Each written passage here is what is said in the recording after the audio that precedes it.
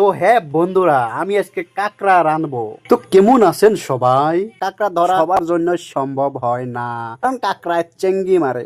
বন্ধুরা, আপনারা যদি কোনোদিন কাঁকড়ার চেঙ্গি খেয়েছেন তাহলে আমাকে কমেন্টে জানাবেন। আমি তো অনেকবার খেয়েছি। কাঁকড়া ধরার যেরকম কষ্ট, তার থেকে কাঁকড়াটা বানানো আরো কষ্টকর, কারণ কাঁকড়ার ভিতরে প্রচুর পরিমাণে কাঁকড়ার গু থাকে। কিছু মানে কাঁকড়া খেতে গিয়ে কাঁকড়া খাওয়ার বদলে কাঁকড়ার গু খেয়ে ফেলে। কাঁকড়া বানানো খুব সোজা কাজ। মাঝখানে ফালবেন, খোপরিটা ফালাইয়া দিবেন, খোপরির সাথে আর গু গুলো চলে যাবে, ঠ্যাংগুলো থেকে যাবে। আর কাঁকড়ার যে ঠ্যাঙ্গের মাথায় অল্প চুক্কা চুক্কা নখের মতো আছে, ওইটা ছিঁড়ে ছিঁড়ে ফেলে দেবেন। আর যেইগুলা মোটা ঠ্যাং মানে প্রধান ঠ্যাং মানে মেন যেটাকে আমরা চেঙ্গি বলি, ওই চেঙ্গি গুলা এইরকম করে চাকুদা ফেলে দিতে হবে, তা না হলে গলায় বিঁধে যাবে। কাঁকড়াগুলো কয়েকবার ভালো করে ধুইতে হবে, কারণ এই কাঁকড়াগুলো অনেক ময়লা জায়গায় থাকে। না ধুয়ে খেলে আমাদের ডিসেন্ট্রি বা পিচকারি হাগা হতে পারে। দরকার পড়লে লবণ দিয়ে একদম জামের মতো ঝাঁকি দেবো, জাম খসা যেটাকে বলে।